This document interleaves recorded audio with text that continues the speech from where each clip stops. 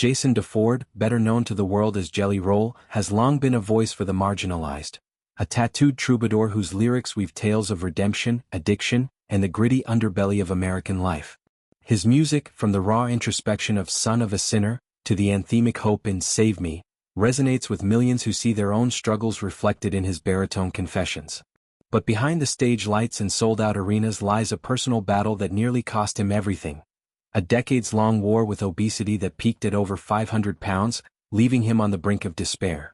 In a raw, unfiltered interview, Jelly Roll laid bare the moment that shattered his complacency, revealing how he could feel himself dying, in the lead-up to an astonishing 200-pound weight loss that reshaped not just his body, but his entire existence. The epiphany struck around his 39th birthday, a milestone that loomed like a harbinger of finality. I thought about it around my birthday, 'cause I knew my next birthday was 40 and I was like, I don't think I've ever met a 500-pound 40-year-old, he recounted, his voice cracking with the gravity of the admission. At that weight, everyday activities had become Herculean feats. Tying shoelaces left him breathless, flights were exercises in humiliation, and medical warnings echoed like distant thunder. Jelly Roll had weathered multiple heart issues, brushes with mortality that he wryly described as already cheating the game. Each scare, a fluttering chest, a doctor's stern gaze, served as a temporary wake-up call, but inertia always pulled him back. Food wasn't sustenance, it was a crutch, a numbing agent for the traumas of a youth spent in foster care, juvenile detention, and the relentless cycle of addiction. That birthday reflection wasn't born in isolation. It crystallized amid a life in flux, sold-out tours, a devoted marriage to Bunny XO, and fatherhood to a daughter who looked to him as a pillar of strength. Yet inwardly he was crumbling.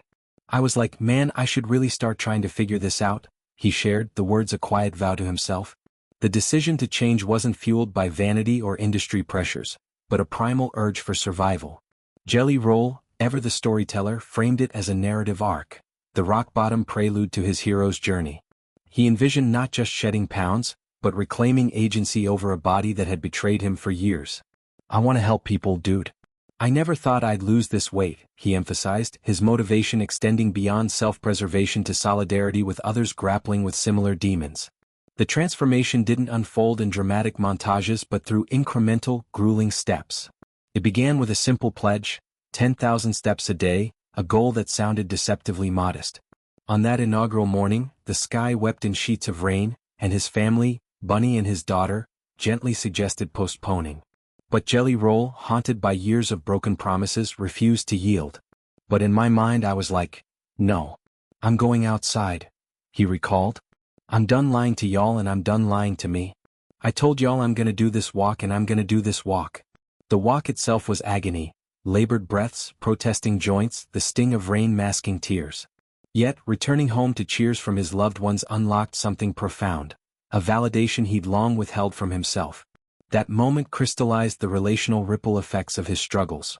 I'd done nothing but lie to them for years about this weight, he confessed, eyes welling.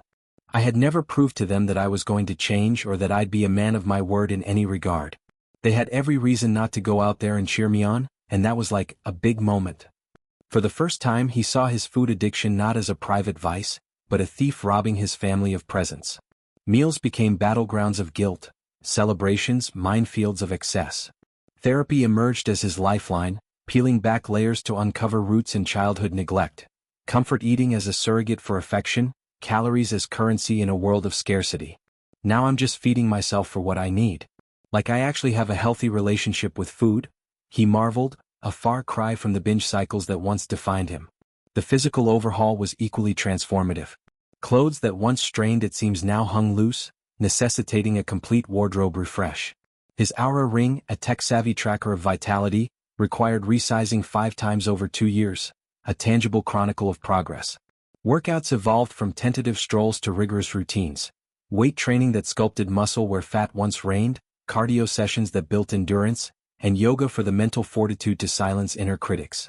Nutrition shifted to balanced plates, lean proteins, vibrant veggies, mindful portions, guided by a nutritionist who understood the psychology of cravings.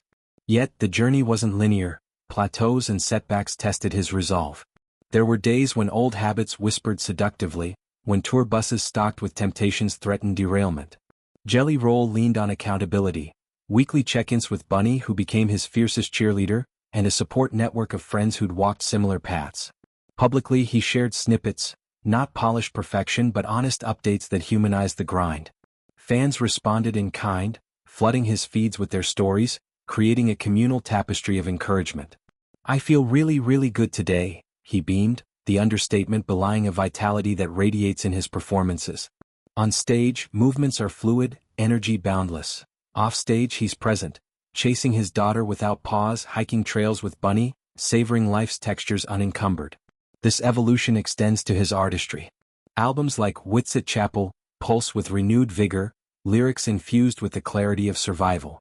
Jelly Roll's openness about mental health, pairing physical change with emotional excavation, positions him as a beacon for big folks everywhere, dismantling stigmas with empathy. He speaks of body dysmorphia lingering even at his slimmer frame, the phantom weight of self-doubt. "I could feel myself dying," he reiterated, a phrase that encapsulates not just physical peril, but spiritual erosion, the slow suffocation of potential under layers of avoidance. As he approaches 41, Jelly Roll reflects on the man in the mirror with pride tempered by humility. Father's Day hikes, anniversary getaways, even mundane errands feel like victories. He's not fixed, maintenance is lifelong, but liberated. For those teetering on their own edges, his message is unvarnished. Start small, stay honest, seek help. In a culture quick to judge bodies, Jelly Roll's saga reaffirms that transformation is rebellion, a defiant reclaiming of narrative. His 200-pound odyssey isn't